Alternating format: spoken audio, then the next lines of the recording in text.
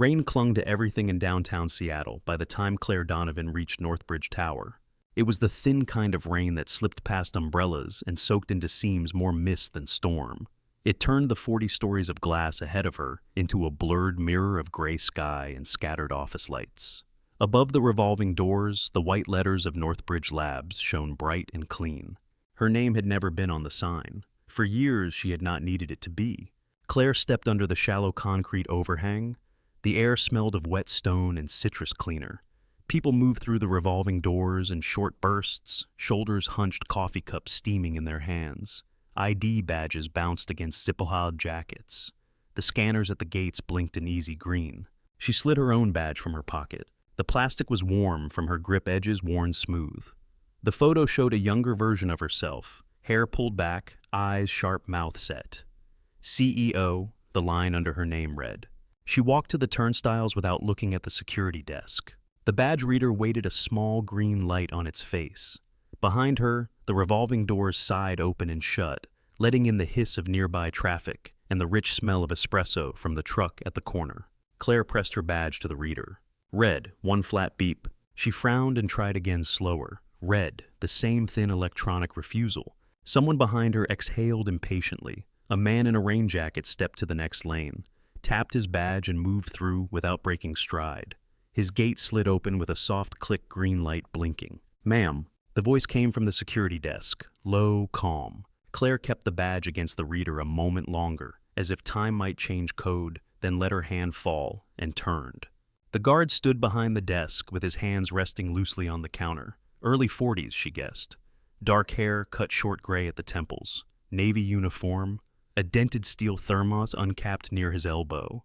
His eyes met hers and stayed there, steady, curious. Your access is not active anymore, he said. I checked the list this morning. I am going to have to ask you to step away from the gates.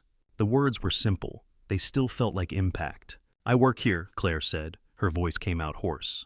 You can check again. He turned to the monitor. Columns of names and numbers reflected faintly on the glass in front of him. His fingers moved across the keyboard in slow, practiced strokes. What is your last name, he asked. Donovan. Claire Donovan. He typed, watched the screen. A small crease formed between his brows. It shows deactivated, he said. Yesterday afternoon. I am sorry. I cannot override it. The badge felt suddenly lighter between her fingers, flimsy like a hotel key that had timed out. Claire glanced down at the photo. 31 eyes, bright jaw set, as if no door could stay closed to her for long. That has to be a mistake, she said, but there was no weight behind the words. Behind her, the revolving doors kept turning. Each spin drew in another pocket of cold air and the smell of wet wool coffee city air. Outside, a barista called names over the hum of traffic. Her phone buzzed in her coat pocket. She pulled it out on reflex. The screen lit her face in pale blue. Missid call Attorney Lee. New voicemail board chair. A row of new emails stacked beneath subject lines thick with capital letters. Urgent. Response needed. Media request. A text from an unknown number flashed at the top. We need a statement before noon. Her pulse kicked out of habit. For years, a screen full of alerts had meant she was necessary, that there was a problem only she could fix. She did not open any of them. Her thumb scrolled almost on its own. Names blurred into gray bars. Sentences reduced themselves to shapes. At the very top, one thread stayed pinned. A small circle with the letter M, Mia. The last text filled most of the screen. Blue bubble. Time stamp 11:42 p.m. You always say family comes first. You just never show up. Claire read it once, then again. The chill under her coat had nothing to do with the rain. Mia had said softer versions of that for years. This line held no softness. Ma'am, the guard's voice reached her again. She realized she had drifted a half step closer to the gate's body, moving toward the path it knew best. Her fingers had closed around the badge until the corner bit into her palm. You really cannot be past this point, he said. Not without clearance. He did not sound angry. He sounded tired, careful. Claire looked past him. Beyond the desk and the metal gates, she could see the elevator bank's brushed steel catching the overhead lights. The hallway beyond that, where framed patents lined the walls. She knew exactly how many steps from the elevators to her old office, how the floor creaked in one spot near the corner window. She had missed birthdays for that hallway, dinners, a funeral, first days of school that belonged to other people's children, and one that had belonged to her sister. The badge dug deeper into her hand. a square of plastic that now opened nothing. "I built this place," she said. The words came out quieter than she expected, almost conversational. The guard studied her for a beat. Something shifted in his expression. Recognition maybe from headlines on a phone. "I believe you," he said, "but I cannot let you through. I need this job. I have a son to take care of." Her phone buzzed again in her other hand, an insistent little tremor. Claire pressed the side button. The sound stopped. The notification shrank to a thin bar at the top of the screen. She held the button longer. The screen went black. For a moment, the lobby felt strangely still.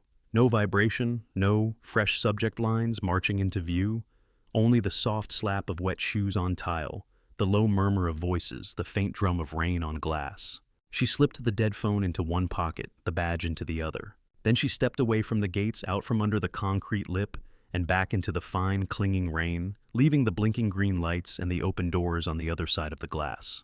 Claire did not go far. She walked to the edge of the plaza, where the concrete turned to slick sidewalk, then stopped. Cars crept past wipers, dragging tires, whispering over wet asphalt. The coffee truck hissed steam behind her. Somewhere a gull cried over the harbor. With her phone off and the badge dead weight in her pocket, there was nothing left to hold on to out here. The world felt strangely quiet. No calendar alerts, no vibrating insistence from a life she no longer occupied. Her gaze drifted back to the tower. 40 stories of glass and steel rose above the street, each tall window a rectangle of dim light in the gray morning. Conference rooms, offices, the boardroom on 37 with its polished walnut table and wall of screens. Even from here, Claire could picture that room too clearly. 3 days earlier, she had stood at the head of that table, not on the sidewalk. The memory came with the clarity of a knife. The rain had been harder that morning, streaking the windows in long diagonal lines. The city beyond looked washed out skyscrapers dissolving into low clouds. Inside the boardroom was all muted carpet and expensive chairs. A row of bottled water stood in a neat line within easy reach. Claire had taken her usual place, fingertips braced on the back of the chair in front of her. The wall screen showed the Northbridge logo on a field of deep blue, waiting for the presentation to begin. Most of the board members sat already murmuring to one another, checking phones, flipping through printed decks. The air carried the faint smell of printer toner and coffee and someone's perfume, sharp and floral. Grant Keller walked in with 2 thick folders under his arm and a tablet in hand. He wore one of his quieter suits, charcoal and pale blue shirt, no tie. His dark hair was combed back too carefully. Claire watched the way his eyes avoided hers until the last second, the way his smile did not quite reach one side of his face. "Morning," he said. She gave him a short nod. They had fought 2 nights ago in her office, the kind of fight that simmered instead of exploded. She had not spoken to him since. The chair of the board cleared his throat. Conversations faded. "Let us get started," he said. "We have a serious matter to address." Serious. That word again. It had been in the email summoning her here. It sat heavy on the center of the table now. The screen shifted. No longer the logo, but a spreadsheet. Rows and columns, numbers in small black font. Red circles drawn around several entries. A series of wire transfers, all labeled vendor payments. Grant tapped his tablet. The transfers zoomed in, filling the screen. "These transactions came to my attention during our routine internal audit last month," he said. His voice was smooth, practiced. He had pitched to investors with that same tone and cadence for years. "They originate from our main operating account." Claire slid into her chair. She scanned the numbers, hoping to feel recognition. Vendor names, amounts, dates. Nothing familiar. She straightened in her seat. "I do not approve vendor payments," she said. "You know that." "I know," he said. "That is why this concerned me." Another tap on his tablet. A different document appeared, a screenshot of an approval screen from their internal system. Her name in the upper right corner. Claire Donovan. Her credentials in a small font. Approved by. He swiped through several more. Different amounts, different dates, same login. "We trace the access back to your account," he said. "Your credentials were used to authorize these transfers." Claire felt heat gathering under her collar, then draining away, leaving something cold and tight behind. "That is not possible," she said. "I do not even know these vendor names." A board member on her left leaned forward, glasses low on her nose. "Claire, are you saying these documents are fabricated?" "I am saying I have never seen them before," this second Claire replied. The words sounded thinner than she wanted. "Someone must have used my credentials, or the system was compromised." The chair lifted one of the folders Grant had brought. He opened it and slid a printed packet across the table. Claire took it. Email printouts, copies of authorizations, screens from their bank portal, each one stamped with a date-time user ID, her user ID. A copy of an email sat on top addressed to the finance team instructing them to expedite a payment. It had her signature line at the bottom, her name, her title, her phone number. The language was formal, clipped in a way that mirrored her usual style. It looked like her. She studied the header. The sending address was correct. The time was a night she remembered well for a different reason. She had been flying to New York, cramming for a meeting about a new product launch. "I did not write this," she said quietly. Grant watched her across the table, eyes unreadable. A small muscle twitched near his jaw. "We have had an outside firm review our logs," the chair said. "There is no sign of an external breach. All signs point to internal misuse of access." Misuse. The word hung between them. "About $15 million have been diverted so far," Grant added, glancing at his tablet. "We have traced the funds to several accounts connected to a holding company in Delaware. That holding company lists you as its primary officer." He flipped to another document, slid it toward her. A registration form. The name of the entity jumped out first. Cedar Cove Strategies. The listed address was a mailbox in a generic office park. Below that, under officer information, her name appeared again. Claire Donovan. A shaky signature at the bottom that looked almost like hers. Her fingers went numb. "This is not mine," she said. "None of this is mine." The room had gone very quiet. Outside, rain streaked sideways across the windows. The city beyond blurred into gray and blue. One of the older board members tapped a pen against his legal pad. "Claire, the optics on this are very difficult. We have investors calling already. Reporters, too." The chair folded his hands. "Regardless of how this happened, we need to protect the company. We are initiating a formal investigation. Until that is complete, the board is asking you to step aside as chief executive." The words settled slowly, as if passing through water. "Step aside," she repeated. Her mouth felt dry. "You are removing me." "We prefer not to characterize it that way," the chair said. "It is temporary while we sort this out." Grant had not said much in the last few minutes. His eyes were fixed on the table on a point near his water bottle. When he finally looked up, there was something almost sympathetic in his expression. "Claire," he said, "this is the only way to keep Northbridge from imploding. If we fight the board on this, we lose everything." "We," she echoed. The pronoun tasted bitter. "You brought this to them." "I had to," he replied. "If I had not, someone else would have." The vote took less than 10 minutes. There were numbers, formal motions, phrases pulled from bylaws. 7 voices in favor, 2 against. She did not bother to track which 2. Her badge felt heavier than usual as she clipped it from her blazer and set it on the table. Afterward, a representative from Human Resources met her outside the boardroom. The woman's name escaped her. She had interviewed dozens of people in this building. The faces blurred now. "If you give us a few minutes, we can have your personal items packed from your office," the woman said. Her tone was careful, neutral. "We will send them to your home address." "That is not necessary," Claire said. "I will take them now." The woman hesitated, then gestured toward 2 uniformed guards waiting by the elevator bank. "We have to follow protocol," she said. "They will escort you." The walk from the boardroom to her office on 35 had never felt long until that morning. Each step clicked against the polished floor. Heads turned in open workspaces as she passed. Conversations cut off mid-sentence. A technician pretended to be absorbed in a monitor that was clearly on the lock screen. Inside her office, the view still stretched wide from the corner windows. The bay lay steel gray under low clouds. Container ships crawled along the horizon. On her desk, there were 2 coffee mugs, a family photo in a silver frame, a succulent plant that her assistant watered once a week. Her assistant was not at her desk. A cardboard box sat in her place, half full of framed certificates and books. Claire picked up the photo. Mia at 14 squinting into lake sunlight. Their grandmother Eleanor in a wide-brimmed hat, one arm around each of them. The picture had been taken on a summer weekend. Claire had joined late and left early. She had insisted on bringing her laptop to the dock. She set the frame in the box. The guards waited by the door as she took off her company jacket with the Northbridge logo on the sleeve and draped it over the back of the chair. She left the notebooks, the old sticky notes, the pens in their cup. None of that felt like hers. The elevator ride down was silent. One of the guards watched the numbers descend floor by floor. The other stared straight ahead. Claire watched her own reflection in the brushed steel wall, pale, expressionless. On the ground floor, the doors opened to the same lobby she had crossed that morning. The same buzz of voices, the same scent of cleaner and coffee. No one looked up as she walked past the reception desk cardboard box in her arms. An exit door opened with a soft click. Outside, rain waited. By evening, she was back in her penthouse, standing in front of a wall of glass that looked out over the city and the black line of the Sound beyond.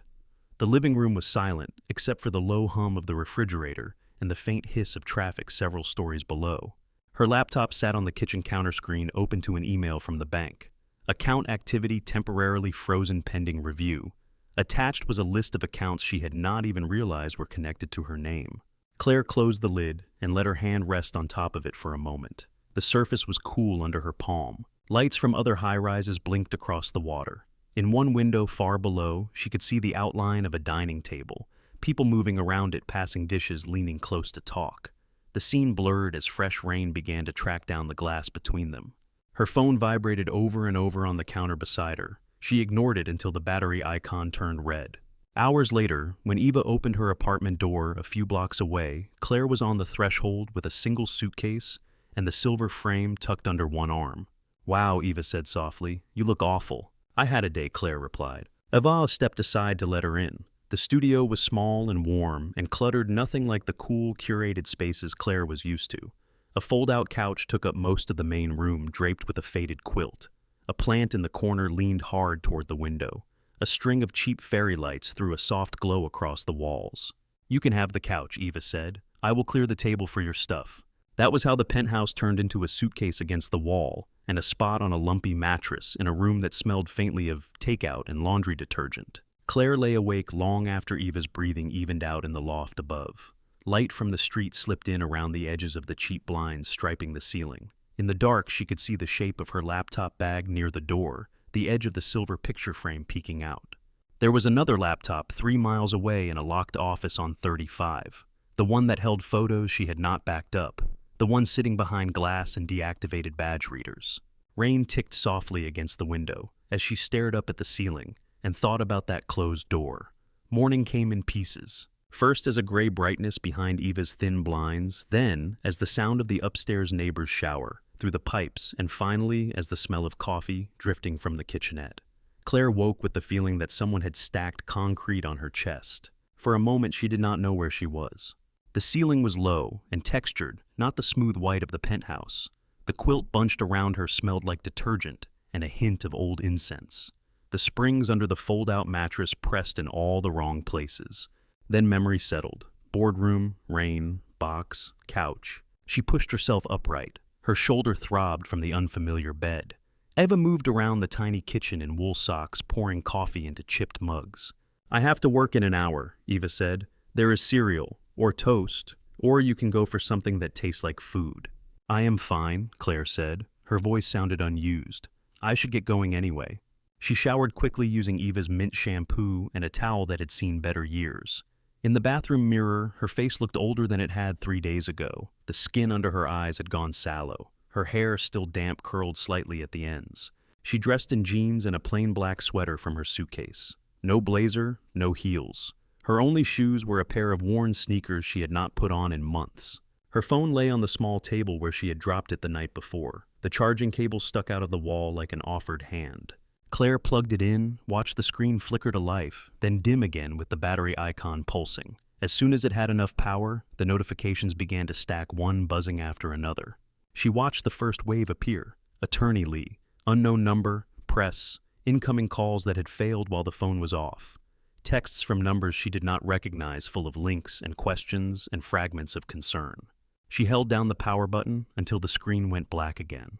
"Big day," Ava asked from behind her, trying for lightness. "I just need to pick up a laptop," Claire said. "I left it in my office." She did not say the rest, the one with the only copies of certain photos. Her mother on the last Thanksgiving they had all spent together. Mia at 8 with missing front teeth holding up a crooked drawing. Eleanor in her tiny backyard with tomato vines climbing the fence. On the sidewalk outside, the air bit colder than the day before.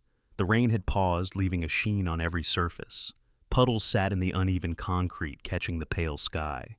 Claire jammed her hands into her coat pockets and started downhill toward the waterfront. The city moved around her on its own rhythm.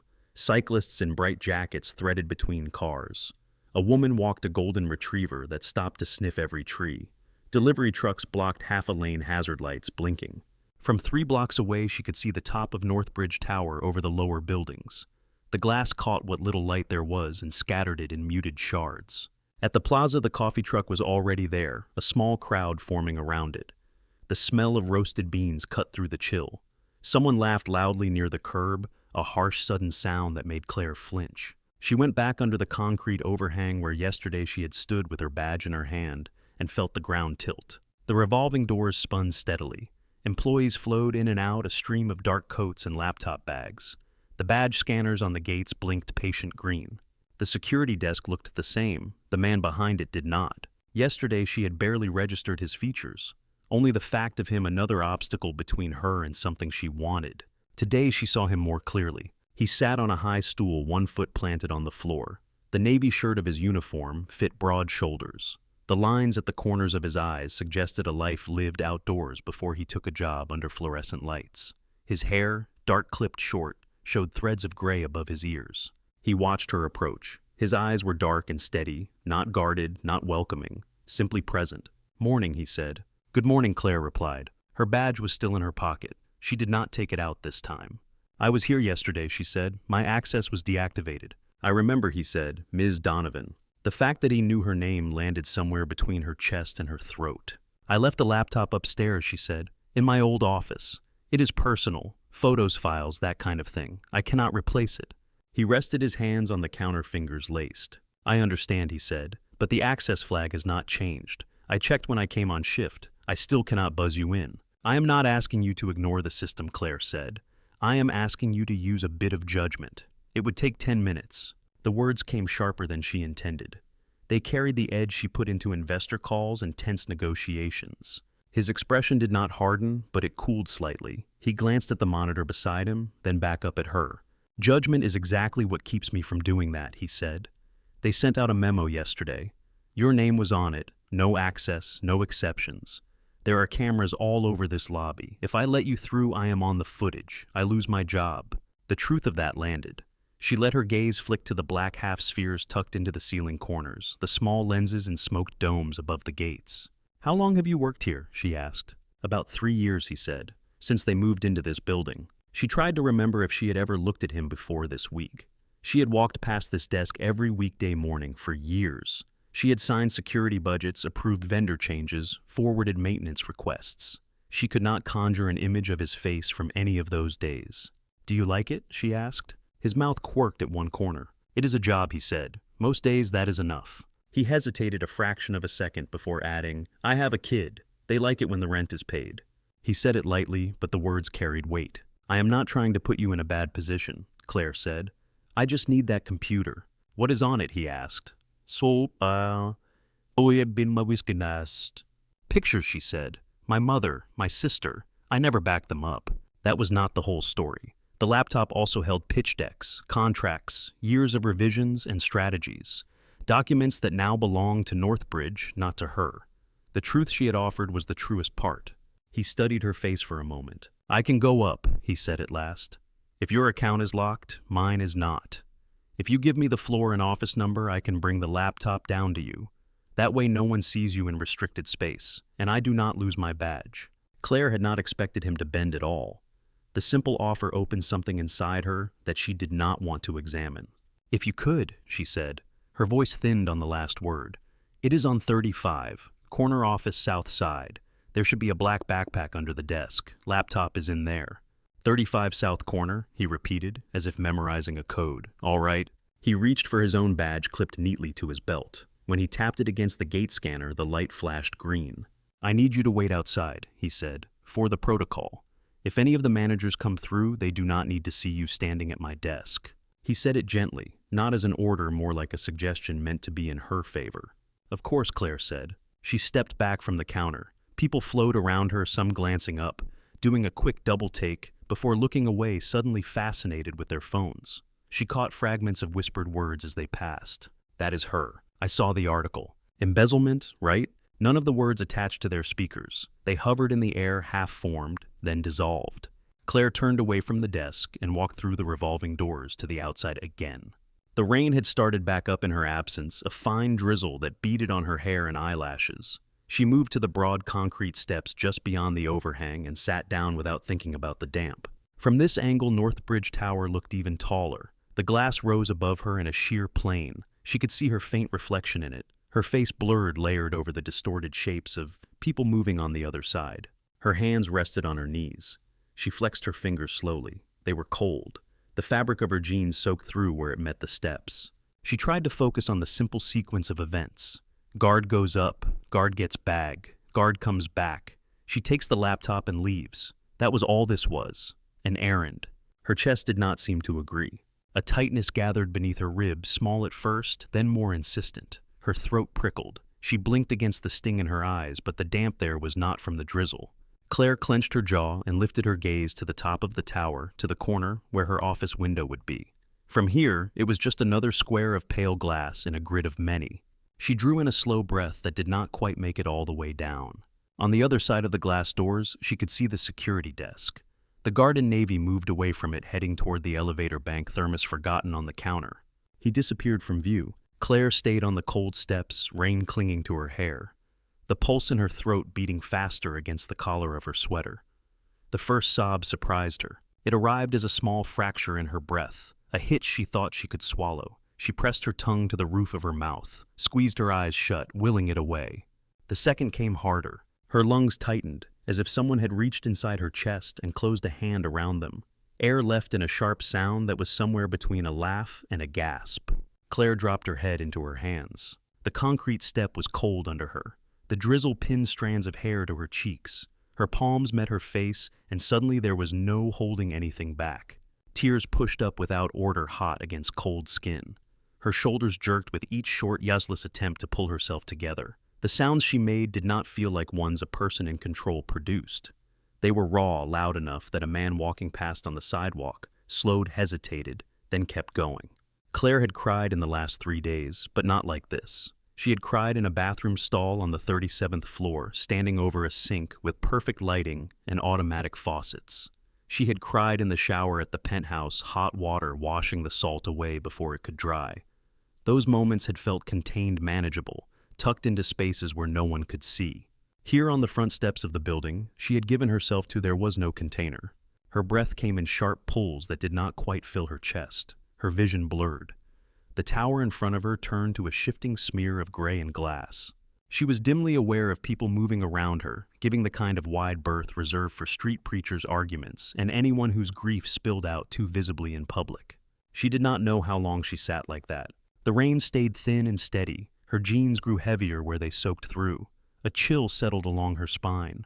Footsteps sounded on the concrete behind her, slow even. Ms. Donovan. The voice came from her left, a little above her. Claire dragged her hands away from her face. For a second she saw only shapes and color. Then the guard from the desk resolved into focus beside her, a black backpack hanging from one hand. He had left his cap somewhere. Droplets dotted his hair where the drizzle had caught it. In his other hand he carried a familiar steel thermos. "I found your office," he said.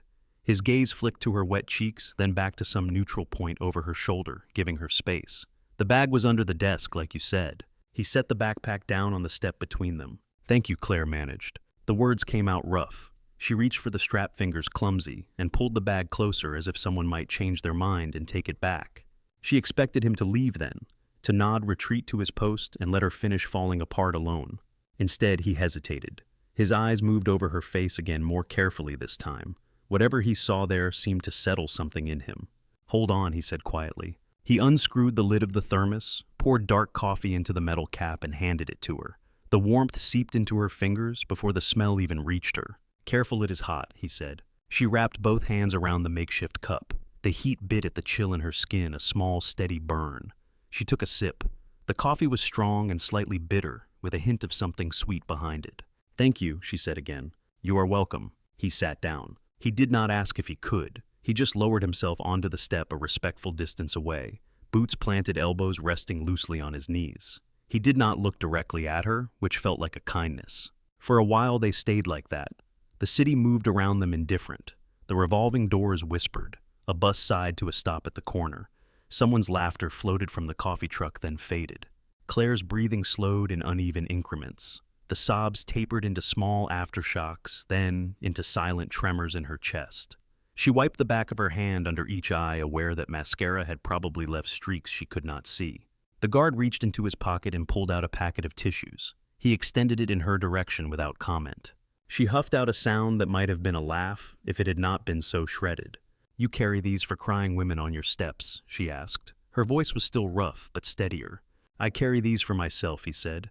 "Allergy season around here is no joke. You just got lucky." There was the smallest thread of dry humor in his tone. It loosened something in her that the heat from the coffee had only begun to touch. She took a tissue, then another, and tried to repair the worst of the damage.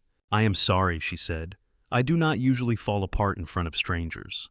"You are not falling apart," he replied. "You are sitting in the rain with bad coffee. Big difference." She glanced at the cup in her hands. "It is not bad," she said. "It is hospital cafeteria level at best," he countered. "But it is hot, which helps." She let the warmth sit in her mouth before swallowing this time, finding comfort in the simple physical sensation.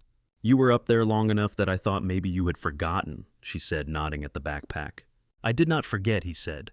"Had to wait for a maintenance guy to finish with the elevator. They are watching my access logs this week like a hawk. I needed a reason to be on 35. "You lying for me now?" she asked, more out of habit than accusation. He shrugged slightly. "I delivered a notice to the floor about a fire drill," he said. "Then I picked up an unclaimed item from an office. All technically true."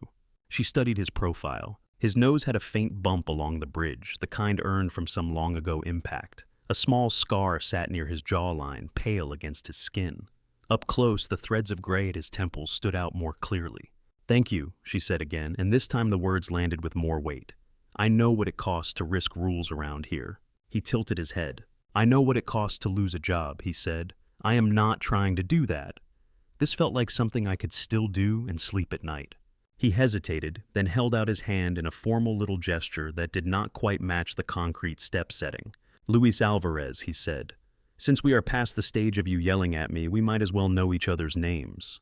Claire blinked, then set the coffee cap carefully on the step to free one hand. "Claire," she said, "you already knew the last part." "I did," he said. "The news helped with that." The words sat there plain. He did not rush to fill the silence after them.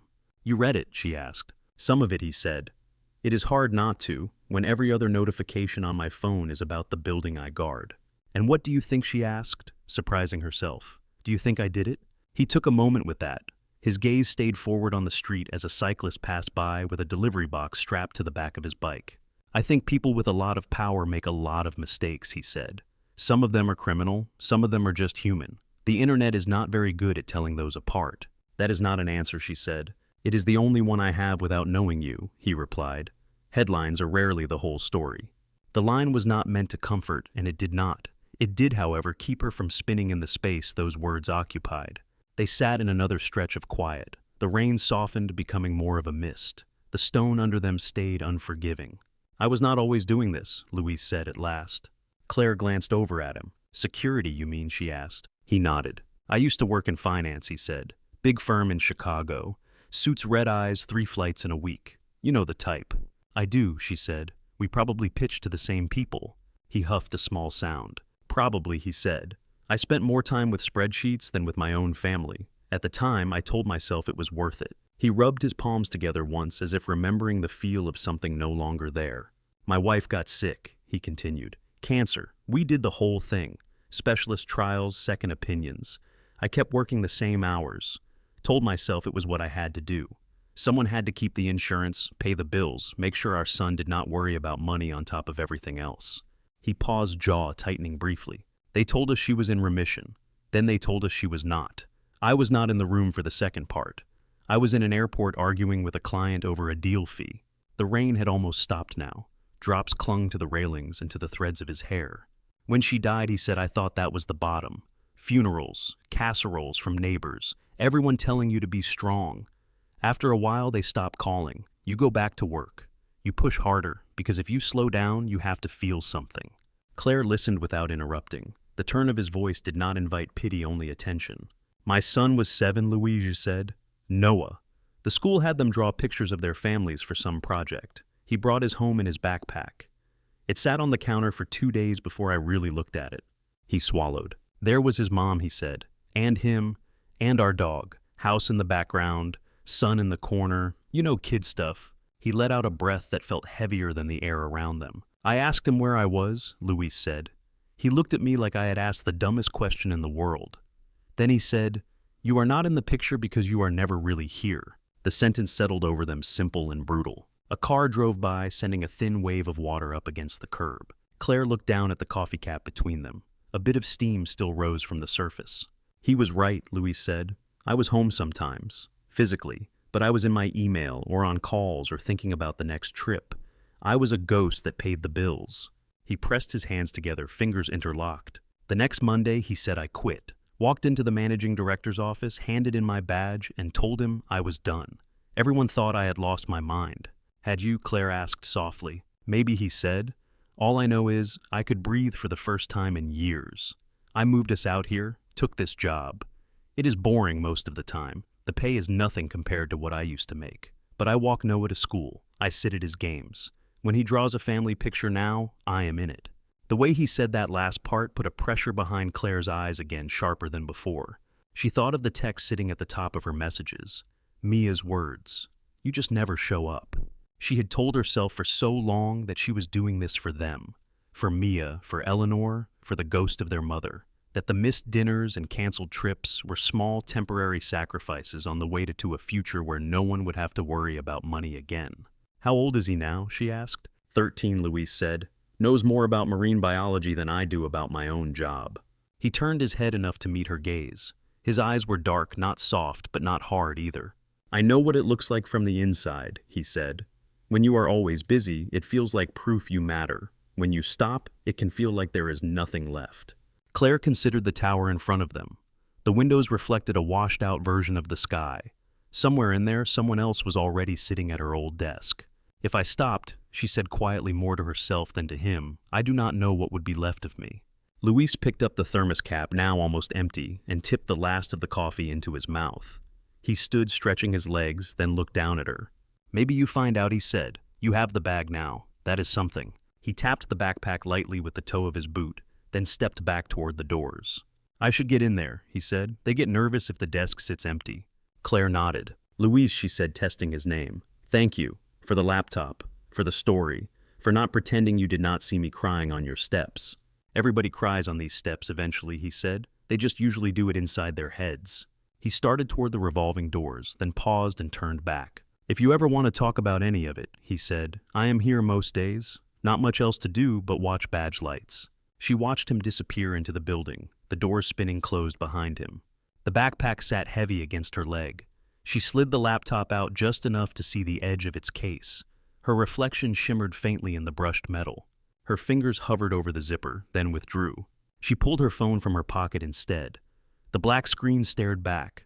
For a long moment she simply held it, feeling its weight in her hand, the quiet inside it. Then with her thumb, she pressed the power button until the glass lit up. The screen woke up with a white flash, then settled into familiar icons. For a heartbeat, nothing happened. Then the notifications arrived in a rush. Missed calls stacked at the top, one after another. Attorney Lee. Unknown. Office number she recognized from the 37th floor. A news outlet. Another. Beneath them, texts bloomed in quick succession. Some with links, some with clipped questions. "Is this true? Call me Claire. We can manage this if you respond." Her name appeared in several of the preview lines alongside the words fraud and investigation.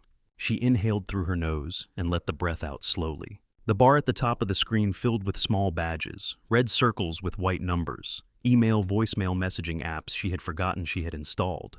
At the very top, pinned, so it would never slide down the screen with the rest, sat the thread with Mia. Claire tapped it with her thumb. The thread opened to a long column of blue and gray bubbles. Jokes, logistics, half conversations from months past. The last message from Mia was still the one she had read in the lobby. "You always say family comes first. You just never show up." Underneath it, the gray word delivered sat alone. No reply in blue beneath it. No second chance to soften its edge. Claire stared until the letters blurred. Her thumb hovered over the keyboard, then moved to the call icon instead. She hit it before she could talk herself into waiting for a better moment. The phone rang. Once, twice, 3 times. Claire imagined the call going to voicemail.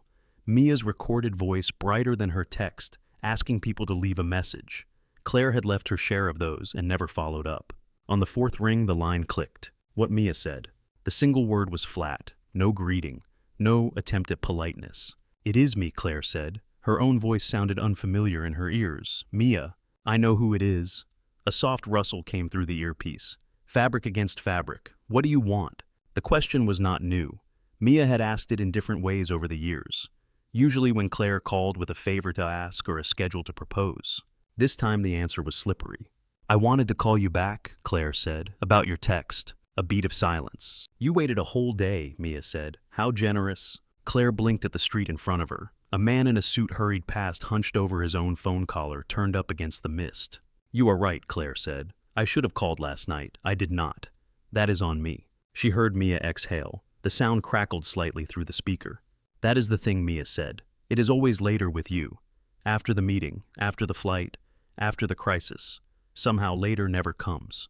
"I know," Claire said. The two words felt small compared to the weight of the years they were supposed to cover. "I saw the articles," Mia added. "Everyone did. My roommate shoved her phone in my face. It is weird when your sister is on the news for possibly going to prison." "I am not going to prison," Claire said automatically. "Sure," Mia said, "if you say so."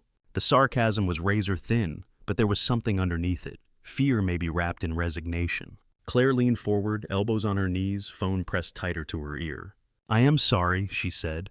The word tasted different this time. Heavy, simple. Not just about the last 24 hours, about all of it. "I missed too much." On the other end of the line, she could hear muffled announcements in the background. A voice over a speaker. Footsteps. A squeak like a wheel that needed oil. "Where are you?" Claire asked. The question slipped out before she could stop it. There was a pause. For a moment, Claire thought Mia might hang up. "Harborview," Mia said finally. Claire sat up straighter. "The hospital," she asked. "Why are you at the hospital?" Mia inhaled sharply, like she was bracing against something pressing inward. "Grandma," she said. Her voice tightened around the word. "She had chest pain last night. She called an ambulance. I got here as soon as I could. They took her up to cardiac. They said it was a mild heart attack." The sound of a monitor beeped faintly through the line, steady and distant. "She is stable," Mia continued. "They are doing tests, talking about maybe putting in a stent. I do not know. The doctor explained it, but there was a lot, and I have not really slept." The words came faster now, like if she stopped talking, she might not be able to start again. "Why did no one call me?" Claire asked. She hated how brittle that sounded as soon as it was out. "We did," Mia said. "Grandma tried your number. It went straight to voicemail. I texted. You were busy, remember?" The text, blue on white, delivered. Claire closed her eyes. "Is anyone there with you?" she asked. There was a small hitch in Mia's breath. "Just me," she said. "They limit visitors upstairs. I have been in the waiting room mostly. Downstairs at the cafe when they kick me out. Grandma tells me to go back to campus, but I am not leaving her here alone." The idea of Mia sitting in some hard plastic chair with fluorescent lights buzzing overhead made something twist in Claire's chest. "I am coming," Claire said. The words surprised her by how solid they felt. No caveats, no "if I can." "Which wing are you in?" "Claire, it is fine," Mia said automatically, like it was a reflex. "You have your own stuff happening, lawyers and statements and whatever CEOs do when they get accused of stealing millions of dollars." "I am not a CEO," Claire said. The truth of it stung a little less than she expected. "Not anymore. I am your sister. Tell me which wing." Another pause. Claire could picture Mia biting her lower lip, glancing toward some set of double doors. "Cardiac care," Mia said. "4th floor. Harborview Medical Center, East entrance. You cannot miss the sign." "I will be there as fast as I can," Claire said. There was a rustle on the other end, the squeak of what might have been a chair. When Mia spoke again, her voice had lost some of its sharpness. "You do not have to prove anything, Claire," she said. "You always say you will come, and something more important shows up. I stopped taking it personally. That should have been impossible to stop taking." "Personally," Claire said, "I am not asking you to believe me. I am telling you where I will be." Mia did not answer right away. The plaza around Claire moved in its own tempo. Cars eased into the curb for drop-offs. An employee stepped outside to smoke, cupping his lighter against the damp air. Behind her on the concrete, her backpack rested against her leg. "Okay," Mia said at last. The word came smaller, like it had been folded in on itself. "If you really want to come, I am here." "I am on my way," Claire said. She ended the call before she could add anything that sounded like a promise she might break. The phone returned to the home screen. The red circles still waited, crowding the top row of icons. Emails, voicemails, messages, all flashing little silent demands. Claire stared at them for a moment. Then she pressed and held the power button. Slide to power off. She slid. The screen went dark, taking the noise with it. For a few seconds, she sat on the damp step phone in one hand, backpack strap in the other, looking at the reflection of the tower in the puddle at her feet. The building loomed tall in the water's surface, warped by ripples from the drizzle, a distorted version of what it was. She lifted her shoe and broke the reflection in half. When she stood, her legs felt stiff. She slung the backpack over one shoulder and started toward the sidewalk. She had almost reached the edge of the plaza when she heard her name. Miss Donovan. She turned. Louis stood just outside the revolving doors, one hand on the metal frame to keep it from turning. The lobby lights behind him outlined his shoulders. "It is Claire," she said when he reached her. "You can use my first name." He considered that, then nodded once. "Claire," he said, "I realized I had something that might be useful." He reached into his shirt pocket and pulled out a small white card. The front bore the logo of the security company in blue, his name printed beneath it. He flipped it over and uncapped a pen from behind his ear, writing a number in clear blocky digits on the back. "The office line on there is useless for what you are dealing with," he said. "This is my cell, in case you ever need to talk to someone who is not a lawyer or a journalist." He held the card out. She took it. The paper was slightly rough under her fingers. "You do not even know me," she said. He shrugged. "I know what it looks like when a life comes apart," he said. "I know what it feels like when people only call because they want something. If you need a human being who has no stake in your company or your case, that is my number." For a second, she could not find where to put her eyes. The ground, the card, his face. "My grandmother is in the hospital," she said. The sentence felt like it came from somewhere deeper than her chest. "She had a heart attack last night. My sister has been there alone." Luis's expression shifted, softening at the edges. "Then you should go," he said. "The emails will still be there when you get back. Hospitals have chairs that are going to be much worse than these steps, but at least you will be sitting in the right place." There was no judgment in his tone, just a straightforward suggestion. Claire slipped the card into the inside pocket of her coat, next to where her badge used to rest. The absence of the plastic was noticeable. The rectangle of card filled the space differently. "Thank you, Louise," she said. He gave a slight nod and stepped back toward the doors. "Good luck," he said. The glass revolved around him, taking him back into the lobby and its blinking lights. Claire turned away from the tower and walked toward the nearest light rail station. The city shifted as she moved downtown, thinning into lower buildings, then into a view of the water as the street sloped. On the platform, damp air wrapped around her ankles. A digital sign glowed with arrival times.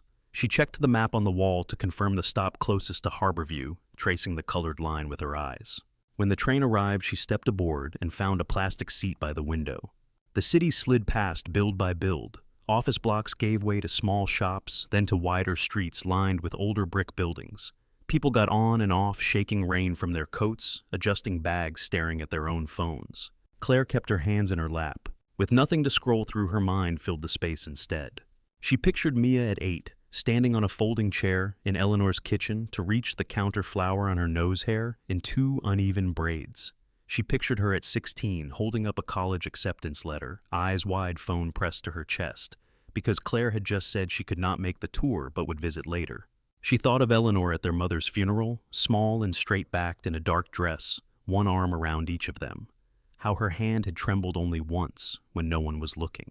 The train slowed near a cluster of tall gray buildings and pulled into the station. Harborview rose up beyond the tracks, all glass and concrete and rectangular windows.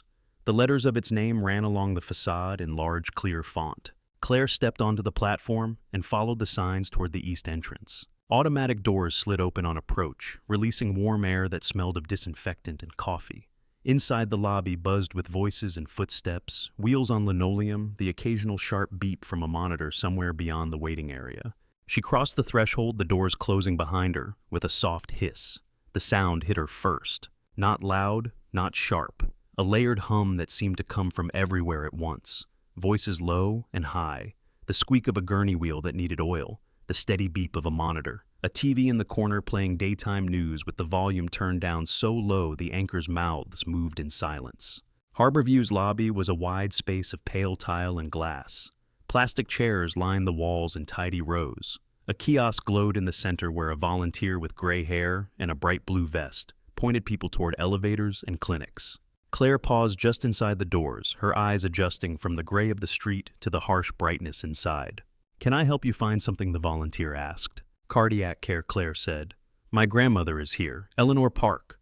The volunteer tapped the name into a tablet, then nodded toward a bank of elevators. "Fourth floor," she said. "Cardiac wing. Take those up, then follow the red line on the floor. The waiting room is just past the nurse's station." "Thank you," Claire said. She crossed the lobby, the soles of her sneakers squeaking slightly on the polished floor. The air smelled clean, in a way that felt forced layers of chemicals laid over something more human. Inside the elevator, she stared at the panel. The button with the number 4 glowed red when she pressed it. A woman in scrubs stepped in at the last second, her badge clipped near her shoulder, her hair pulled back in a tight bun. She smiled at Claire briefly, then looked at her phone. The doors closed. The elevator rose. Claire felt each floor count in the small shift of gravity. 2, 3, 4. The door slid open to a hallway with softer lights and quieter voices. A strip of red tape ran down the center of the linoleum, curving around a corner. She followed it. The cardiac waiting room tucked into a corner of the floor, half walled off from the corridor. A coffee machine hummed on a side table. Stacks of old magazines sagged in wire racks. A large window looked out over the hill, the view full of rooftops and a strip of highway. Plastic chairs filled most of the space, arranged in small clusters. Several were occupied. A woman with a crossword puzzle pencil tapping her teeth. An older man sleeping with his head tipped back, mouth slightly open. A teenager in a hoodie with earphones and eyes closed but jaw tight. Mia sat near the window. She was folded into one of the chairs, feet tucked up, arms wrapped around a paper cup. Jeans, sneakers, an oversized dark green sweatshirt with her college logo half hidden in the wrinkles. Her hair was pulled into a messy knot that listed to one side. Dark circles sat under her eyes. For a second, Claire watched her from the doorway. There were traces of the kid who had followed her around the house in sumas with a notebook and 100 questions. Traces of their mother in the shape of her mouth. Traces of Eleanor in the slope of her cheekbones. Then Mia looked up and saw her. Surprise hit first, quick and unfiltered. It flickered across her face, widening her eyes, parting her lips. Something like disbelief followed, then something tighter. "You came," Mia said. "I did," Claire said. The words felt unnecessary and completely needed at the same time. Mia lowered her feet to the floor, uncurling herself from the chair, and stood. Up close, she smelled faintly of stale coffee and the institutional soap from hospital bathrooms. "You did not text," Mia said. "I thought you changed your mind, or got dragged into some emergency meeting, or whatever it is you do when you disappear." "I turned my phone off," Claire said, "on purpose." Mia blinked. "You turned it off," she repeated, like she had never heard those words in that order from Claire's mouth before. Claire nodded. "So, no lawyers," she said, "no board, no reporters?" "Just me," Mia said, voice softening around the edges, without quite losing its caution. "And Grandma." "How is she?" Claire asked. Mia glanced toward the hallway. "She is sleeping right now," she said. "They gave her something. She had a procedure this morning. They put a little tube in one of her arteries. The doctor says it helps with the blood flow." "A stent," Claire said. "Yeah." Mia looked surprised that she knew the word. "They said we can go in again in a bit. She keeps asking why you are not here, by the way." That last part came out with a half shrug, tossed casual, but the look she gave Claire with it was not casual at all. "I am here now," Claire said quietly. Mia's jaw moved like she was working her teeth against the inside of her cheek. She nodded once quick. "Do you want coffee?" she asked. She asked. "It tastes like someone burned the beans and then poured regret over them, but it is hot." "Sure," Claire said. They walked together to the side table. Mia refilled her cup from the machine, then filled another and handed it to Claire. The coffee smelled thin and a little sour. Claire wrapped her hands around the cup anyway. "Have you been here all night?" Claire asked. "Since last evening," Mia said. "They let me sit with her until visiting hours ended, then I slept on that chair over there for a while." She pointed at one tucked in a corner, a blanket still draped over its back. "A nurse woke me up at 5 and told me to stretch my legs, or I would turn into a pretzel." "You should have called me again," Claire said. "I did," Mia said. "Twice, straight to voicemail." "Right." The dead screen, the silence she had chosen. The guilt that rose was familiar, but it sat differently now, heavier and somehow more honest. "I am sorry," Claire said. Mia laughed, once a short sound without much humor.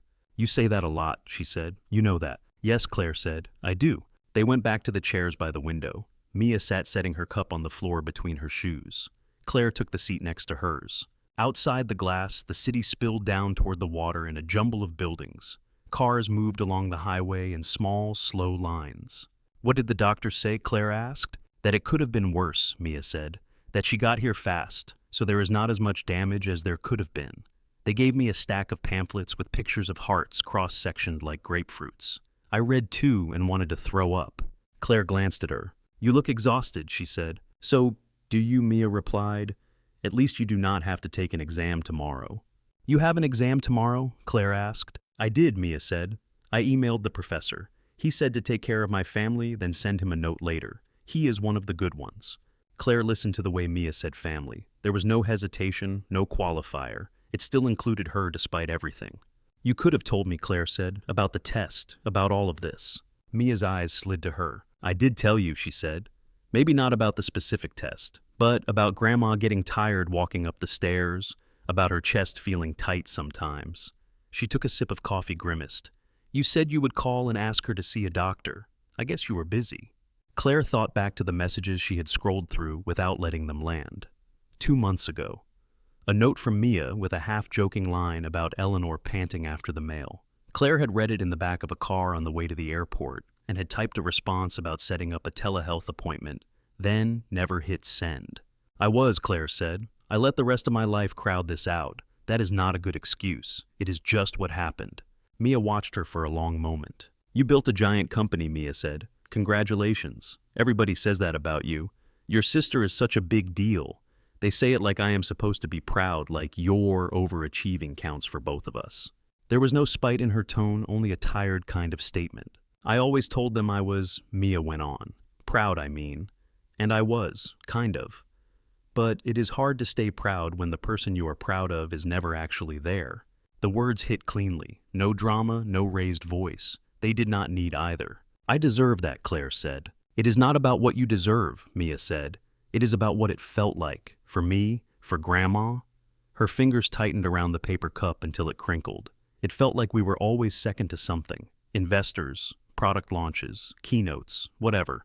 Claire swallowed, forcing her voice to stay even. "I have told myself for years that I am doing this for us," she said. "For you, for Grandma. So, you never have to worry about rent or medical bills or tuition." "And that is great," Mia said. "Really?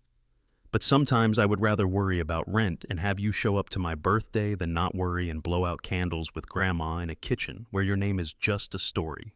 Her eyes were wet now, though she blinked quickly as if trying to clear them before they could fall. Claire wanted to reach out and touch her hand. She did not yet. "You are allowed to be angry," Claire said. "I am angry at me. You should be too." Mia let out a breath that shook slightly at the end. "I was," she said. "For a long time. I still am a little. But mostly I am just tired." She tipped her head back against the wall and closed her eyes briefly. A nurse in light blue scrubs appeared at the edge of the waiting room. "Family of Eleanor Park," she called. Both Claire and Mia straightened. "That is us," Mia said, standing quickly. The nurse gave them a polite smile. "She is awake," the nurse said. "You can see her for a bit. 2 visitors at a time is fine as long as you do not stay too long. She tires easily." Mia glanced at Claire. "Come on," she said. The hallway to Eleanor's room felt narrower than the lobby. Machines hummed behind thin curtains. Monitors beeped in regular patterns. The nurse led them to a door with a small window. Inside, Eleanor lay propped against white pillows, a thin blanket pulled up to her waist. Her hair, once dense and silver, spread in a thinner halo around her head. A clear tube rested under her nose, taped to one cheek. Wires snaked from under her gown to a bank of monitors that glowed green and blue. Her eyes, though, were the same as always, dark and sharp. "There you are," she said, voice rough but awake. "Both of you. I must look worse than I feel if I get the full audience." Mia moved to one side of the bed and took her grandmother's hand, careful to avoid the IV line. "Do not joke," she said. "You scared me." "I scared myself," Eleanor said, chest grabbing like someone sat on me. "I have had more pleasant mornings." Her gaze shifted to Claire. "And you," she said. "I saw your face on television before I saw it in my doorway. That is not the order I prefer." Claire stepped closer, fingers tightening around the rail of the bed. "I am sorry," she said. The words felt inadequate in every direction. For that, for not being here sooner, for not being at your birthday, or at Thanksgiving, or any of the days between. Eleanor studied her for a long moment. The monitor beside the bed continued its steady pattern, a green line lifting and falling. "You look thin," Eleanor said at last. "Sit down before you fall down." Claire let out a breath she had not realized she was holding. She pulled the plastic chair closer to the bed and sat near the foot where she could see both her grandmother and her sister's face. Up close, she could see the new lines etched at the corners of Eleanor's mouth. The skin on the back of her hand was almost translucent veins, like fine blue threads beneath it. "They say it was small," Eleanor said. "A warning kind of heart attack, like a tap on the shoulder." "That is what the doctor told me," Mia said. "Doctors like to dress bad things up with metaphors," Eleanor said. "Makes them easier to swallow. It is still the same thing in there." She tapped her chest lightly with the hand that did not have the IV. "Old engine, noisy pipes." "Do not say it like that," Mia said. "You are fine." "For now," Eleanor said, "which is all anyone gets." She turned her attention back to Claire. "What happened to you?" she asked. "One minute you are on top of the world. Next minute you are on the news with people saying your name like it tastes sour." "They think I stole from my own company," Claire said. "At least they did. It is complicated." "Everything worth anything is complicated," Eleanor said. "Did you do what they said?" "No," Claire said. The answer came quicker than any other all day. "I did a lot of other things wrong. Not that." Eleanor's eyes held hers a beat longer, then nodded once. "Good," she said. "Jail visits on top of hospital visits would be too much for this family." Mia snorted, then covered it with a cough when Eleanor shot her a look. Silence settled for a moment, softer this time. Claire looked at her. Grandmother really looked the way she had not made time to do in years. She saw the remnants of the woman who had carried them through funerals and court hearings and first days of school with lunchboxes packed in twos. The woman who had sat on the edge of Claire's bed when she was 16 and broken and had said over and over, "You just keep getting up." "I have not been a very good granddaughter," Claire said. Eleanor's mouth curved a small, tired smile. "You have been a busy one," she said, "which is not the same thing. Busy is easy. You can hide in it. There is nothing in that world you built that could not be paused for a day to see an old woman eat cake." The reprimand, such as it was, came without sting. It arrived as simple observation. Claire felt heat at the back of her throat. "I want to do better," she said, "if you will let me." Eleanor watched her, and for a second Claire felt 16 again, hoping for some sign she had not disappointed every person in the room. "It took me 78 years to get to this bed," Eleanor said. "I have made a mess of more days than I can count. I still got to sit in a kitchen with 2 granddaughters and watch them grow." She reached out with her free hand, the IV line tugging slightly. "If you are here now, that counts for something." Claire slid her hand into her grandmother's, feeling the papery thinness of her skin, the surprising firmness of her grip. Outside, light shifted behind the window clouds, opening just enough for a strip of pale sun to touch the glass. The monitors kept their measured pulse as 3 generations of the same family sat in a small hospital room, sharing the same air for the first time in longer than any of them wanted to admit. Hours thinned out around the edges inside the hospital. They spilled into one another, measured less by clocks than by small routines. Nurses checking lines, technicians wheeling in portable machines, paper cups of coffee cooling before anyone finished them. Claire lost track of how long she and Mia sat in that narrow room with Eleanor. Long enough for the light outside the window to shift from flat gray to something softer. Long enough for Eleanor's voice to grow raspier and her eyelids heavier.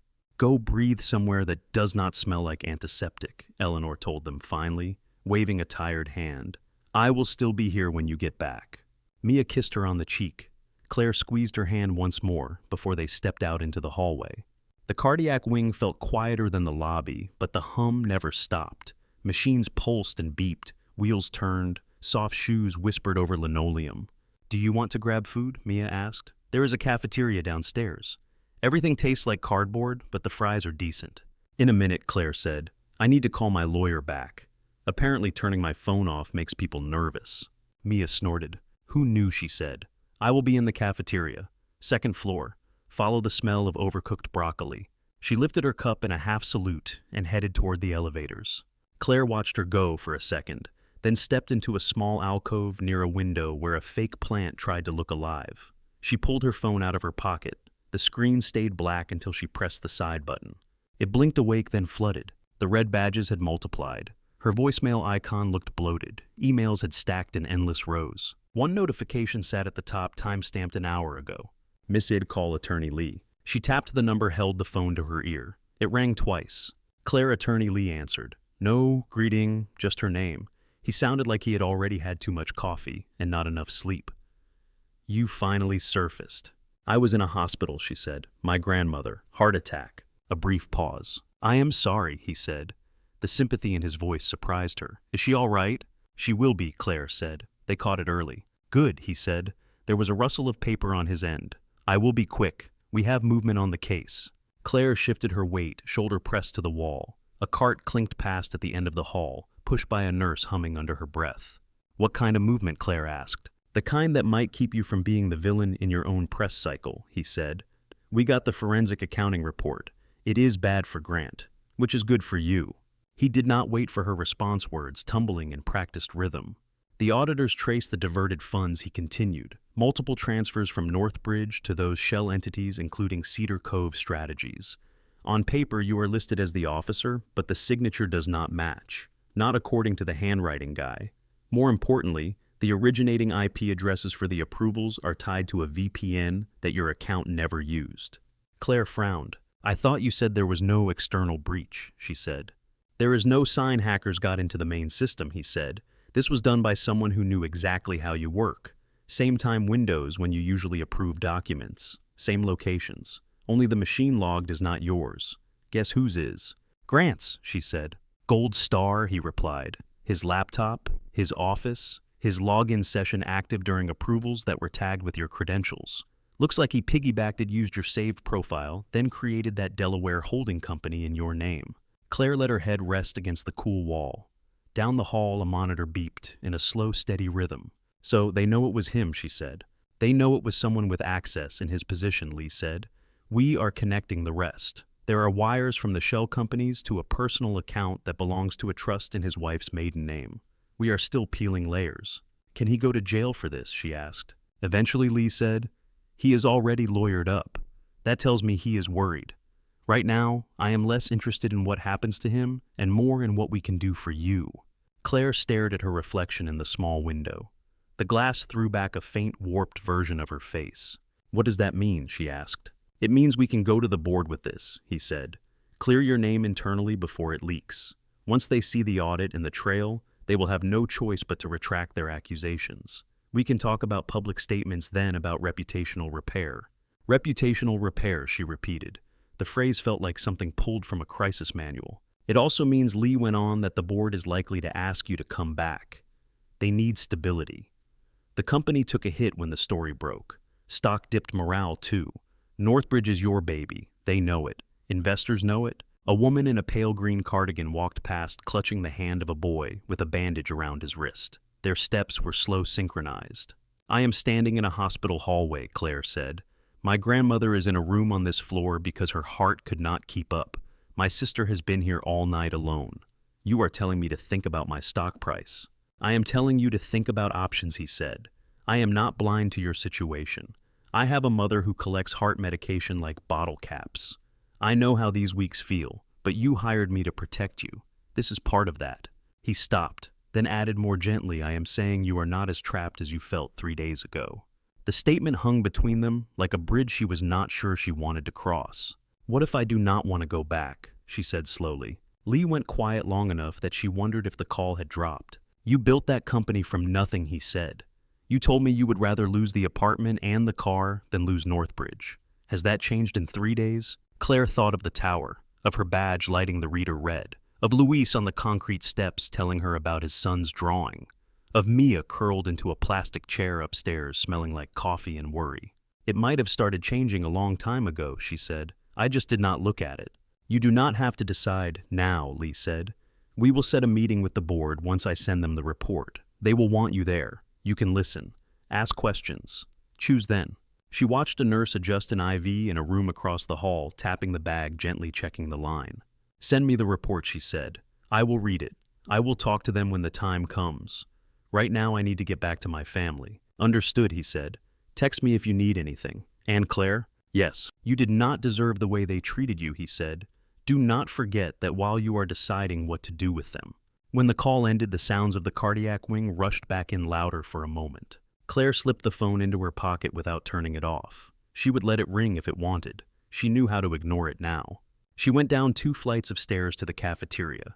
The air grew thicker as she descended, the smell of reheated vegetables and fryer oil pressing in.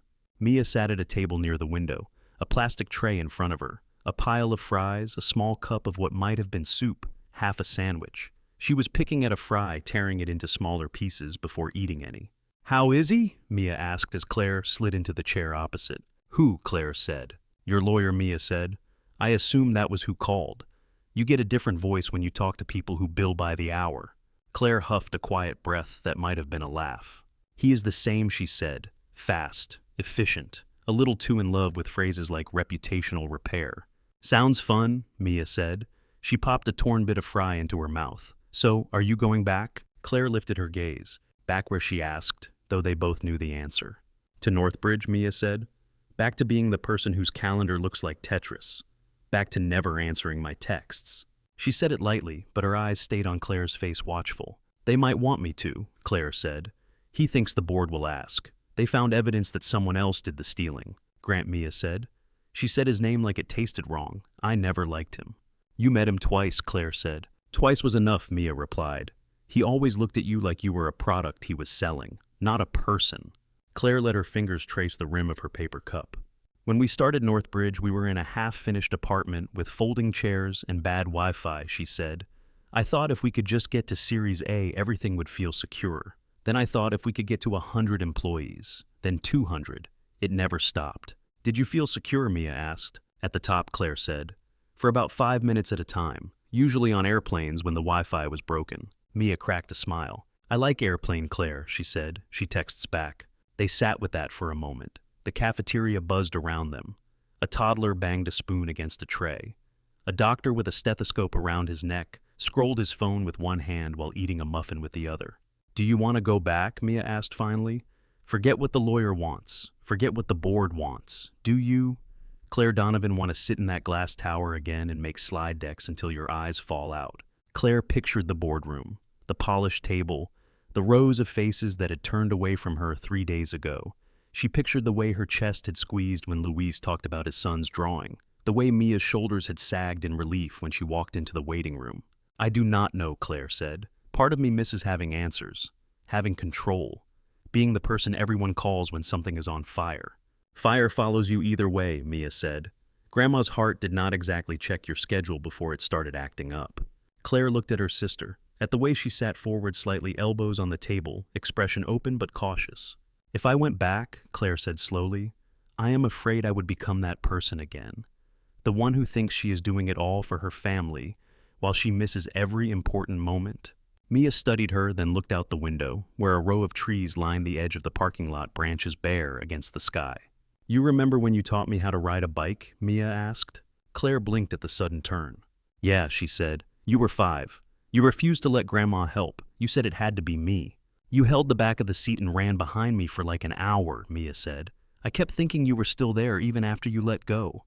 "You did not fall," Claire said. "Then I did," Mia said. "You did not see it. You got a call.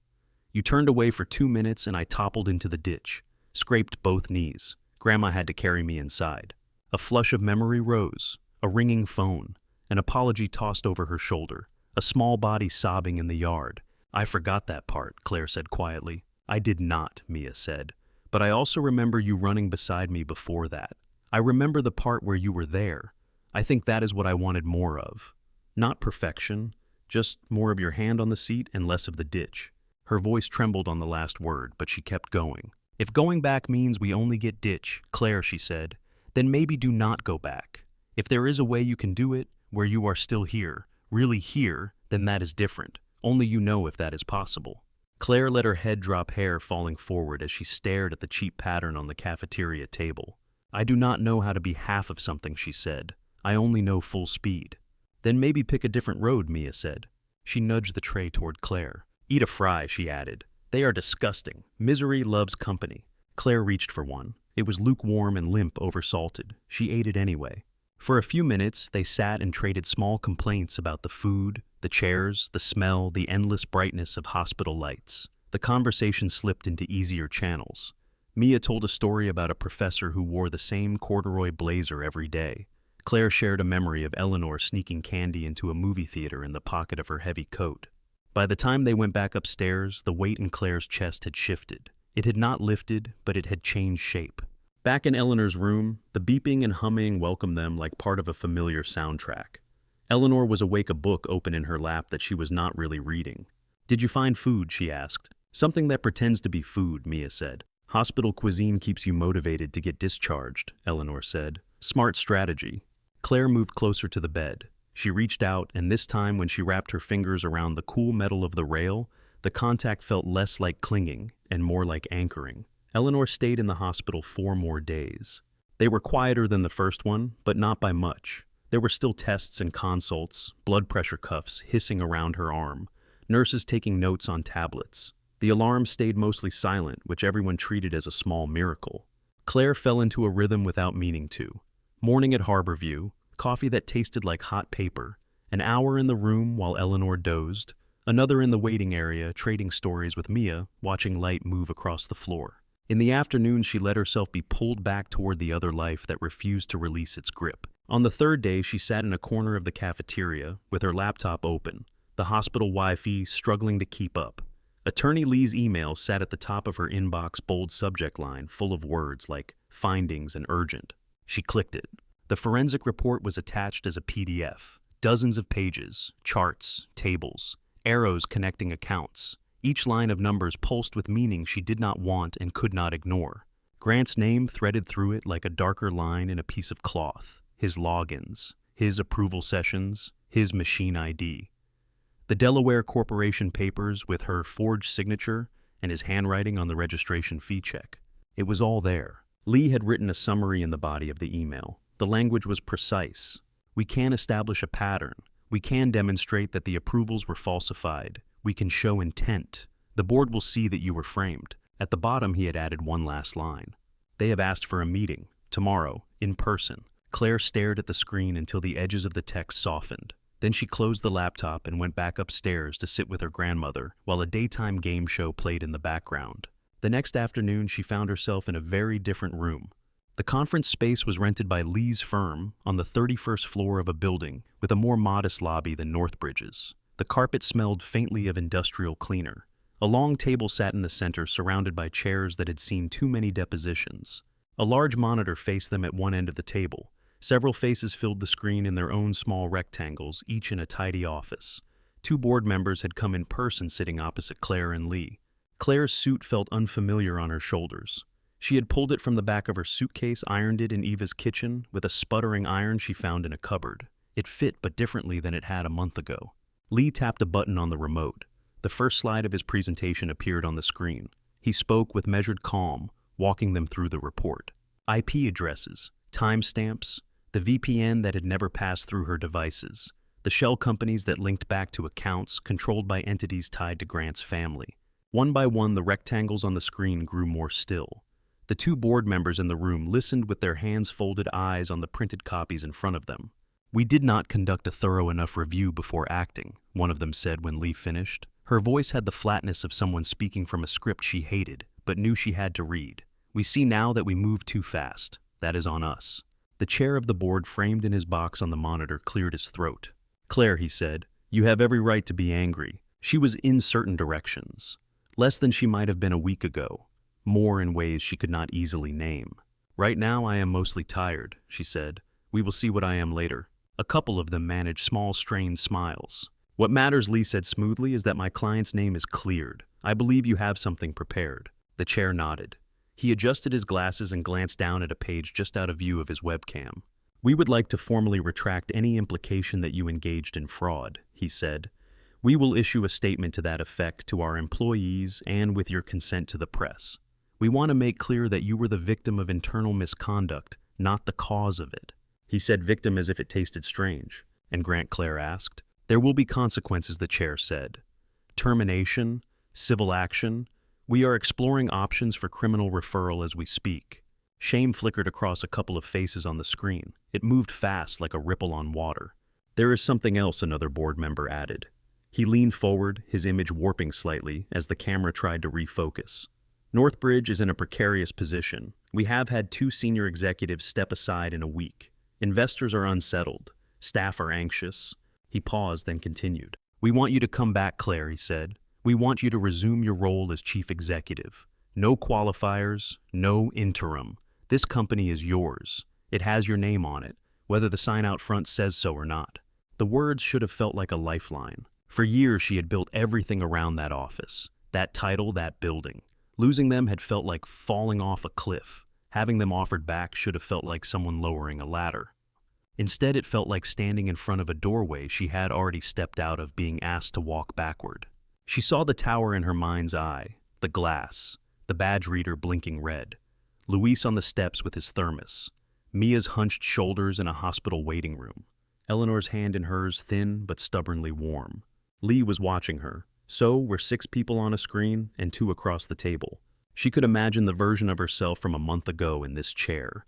That Claire would have taken a breath, set her jaw, talked about conditions and control, insisted on public apologies and reshaped reporting structures. She would have gone back into the building with her head up and her hands already reaching for the wheel.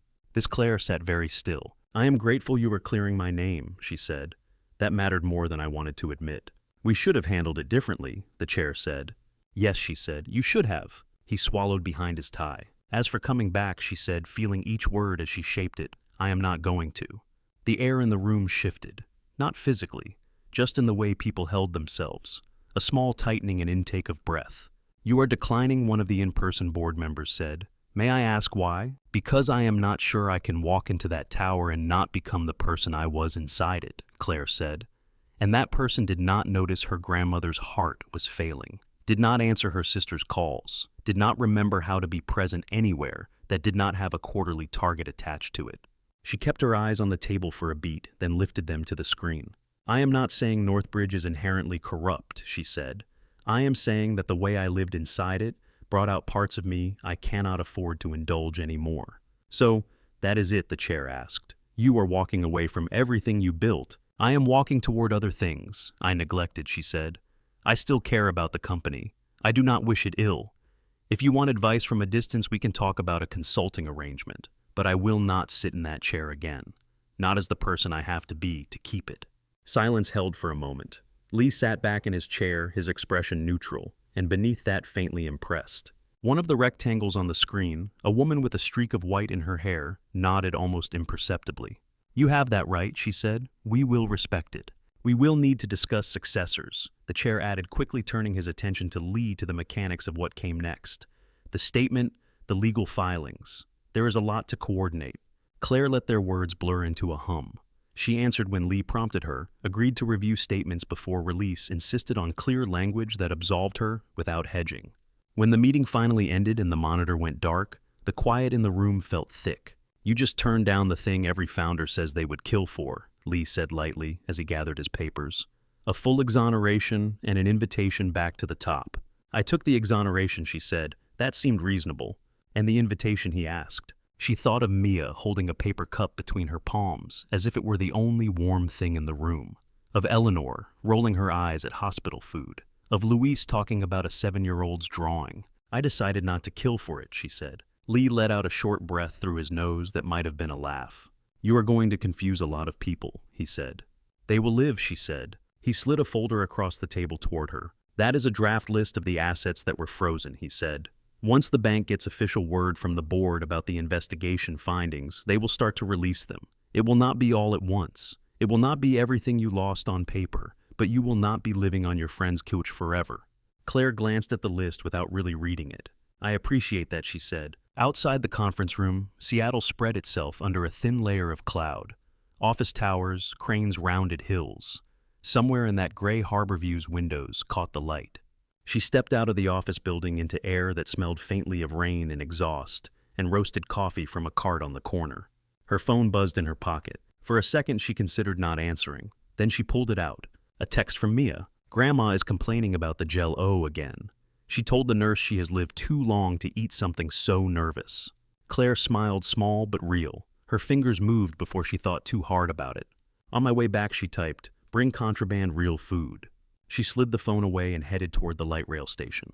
2 weeks later, she stood in a different kind of glass building. Not a tower this time. A converted warehouse in Fremont with high ceilings, exposed beams, and long communal tables. A neon sign at the back read Maker House in warm orange letters. Whiteboards covered the walls, cluttered with sketches and sticky notes. A group of 4 founders sat around a battered conference table laptops, open eyes fixed on Claire. They looked young, even the oldest, but the shadows under their eyes matched her own in certain ways. "If you take that seed round at that valuation," she said, tapping a number on the whiteboard, "you are going to spend the next 3 years running after a story you did not write. You do not need that much cash yet. Take less, give up less, grow slower and smarter." They listened. They argued a little. They adjusted their spreadsheet. She watched them, saw flashes of herself in the way they leaned over the table, voices overlapping hearts pinned invisibly to their pitch decks. When the session ended, they thanked her, offered to pay in equity and a check. She took the check, told them to send the equity paperwork if they still felt generous in a month. As the room emptied, she sat for a moment in the quiet. Her phone buzzed. A new message from Mia appeared at the top. "Grandma gets discharged Friday.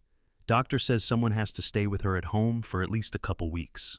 Claire typed back, "I know a person. She clears her own schedule now." She hit send, then slipped the phone into her pocket and stood. Through the big windows at the front of the space, the afternoon light fell across the floor in wide bands. Dust motes drifted in it, slow and aimless. Outside, the city kept moving. Inside, Claire picked up her bag and walked toward the door, her steps unhurried. Eleanor's house in Tacoma was smaller than Claire remembered. Not physically. The square footage was the same.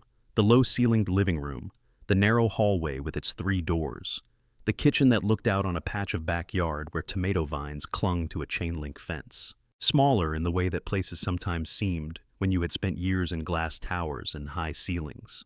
The furniture sat closer together. The air smelled like old books, lemon cleaner, and something Claire could not name that felt like time.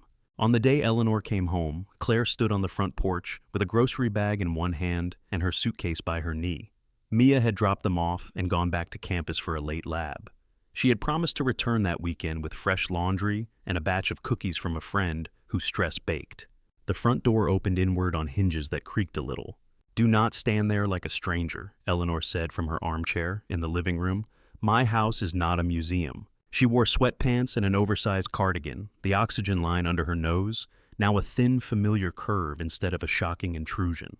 A small tank on wheels sat beside the chair, its gauge ticking quietly. Claire stepped inside, nudging the suitcase over the threshold, the grocery bag bumping against her calf. "I bought soup," she said, "and real bread. Not whatever they were pretending was bread at the hospital." "Then you can stay," Eleanor said. "Put the bread in the kitchen and your things in the back room. We will see which one you use more." Claire carried the groceries through the living room. The walls were lined with shelves of paperbacks and framed photographs. Some she knew by heart. 2 kids on a swing set. A younger version of Eleanor in a library surrounded by tall stacks of books. Claire at 12 holding a science fair ribbon. Mia at 6 grinning with a missing tooth. The back bedroom had been Claire's once.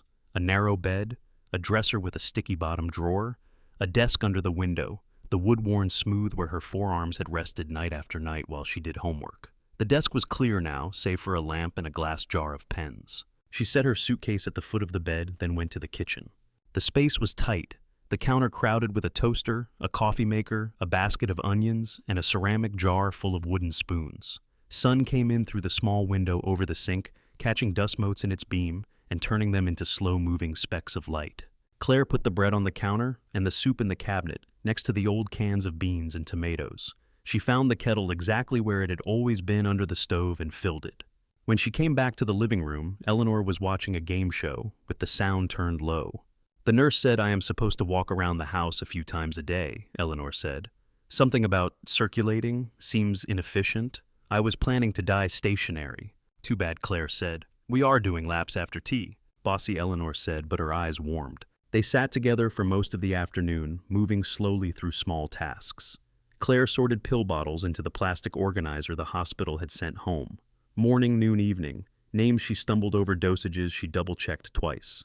Eleanor corrected her, once tapping the label with one thin finger. "That one is for blood pressure," she said. "If you give it to me at night, I will stand up too fast in the morning and fall on my face. Neither of us wants that." Claire nodded and moved the pill to the right compartment. Her laptop sat closed on the coffee table, pushed to one side. Every so often it blinked as if to remind her of its existence. She ignored it until late afternoon when Eleanor dozed and the light outside shifted toward gold. She opened it then, answering a handful of emails from the co-working space, confirming times for founder sessions, reviewing a short deck someone had sent. It felt contained in a way work rarely had before, a box she could open and close without it spilling into every corner of her life. Her phone vibrated once. A news alert sat on the screen. Northbridge Labs issues statement clearing, former CEO. She opened the article long enough to see her name in the headline. A photo she knew had been taken at a conference. Hair neat, blazer-sharp stage lights catching at the edge of her smile. The statement from the board used words that Lee had insisted on in their meeting.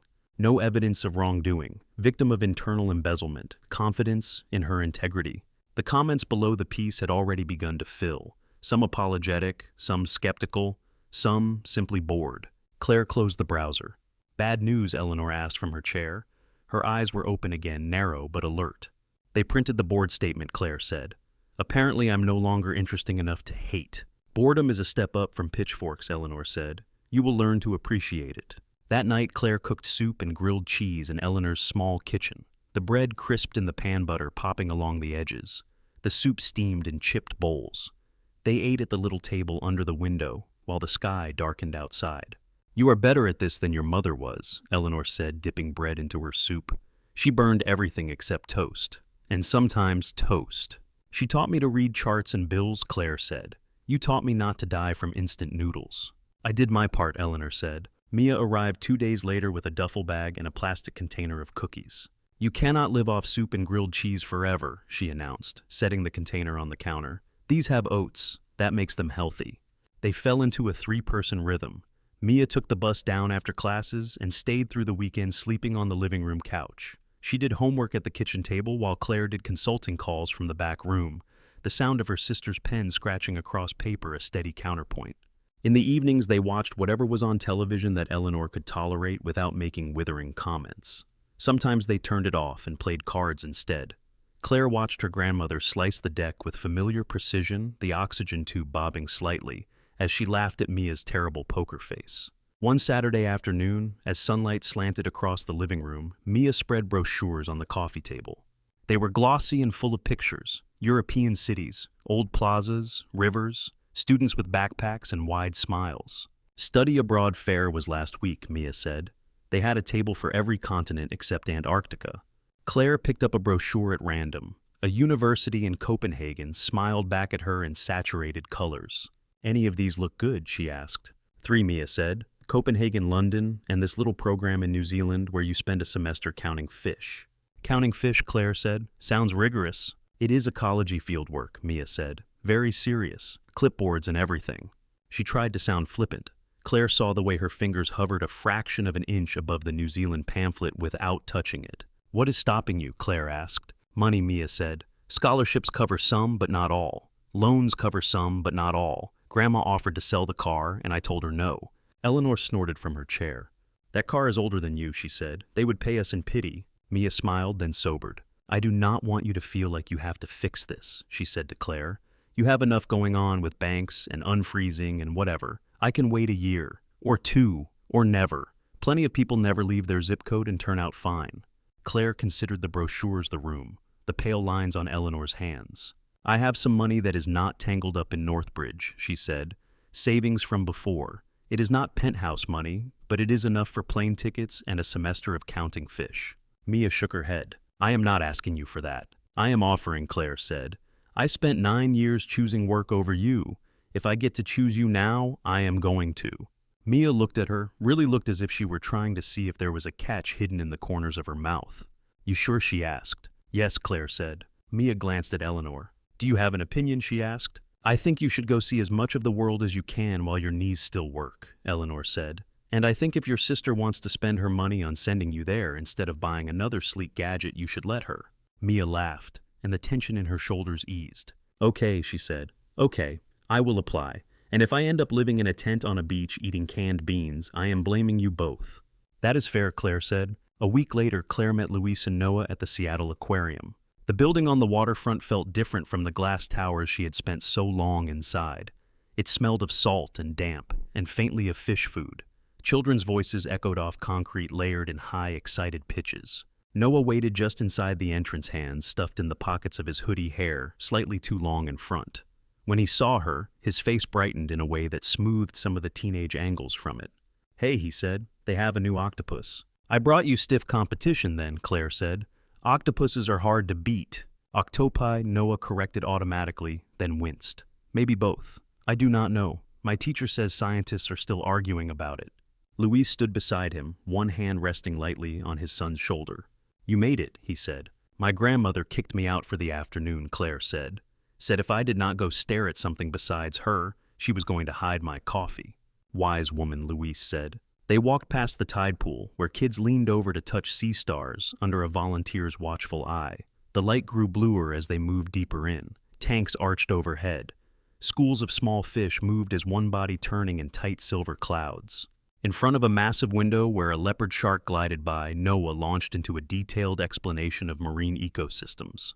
Claire listened to ask questions when she could watch the way his hands moved as he spoke. "You would have made a good teacher," Luis murmured at one point, when Noah stepped closer to the glass to press his palm against it, matching pace with a ray. "I do not know," Claire said. "You are patient with him," Luis said. "That is more than half the job." In the cafe later, they sat with paper cups of coffee and a pile of napkins damp from condensation. Noah unwrapped a sandwich, still talking about a summer program he wanted to apply for at a research station on the coast. "Sounds like you have a plan," Claire said. "I am working on it," he said. "Dad says we can figure out the money." Luis raised his cup in a small toast. "We always do," he said. On the way out, they stepped into the bright, thin sunshine. The water beyond the walkway rippled under a light wind. Fairy horns sounded in the distance.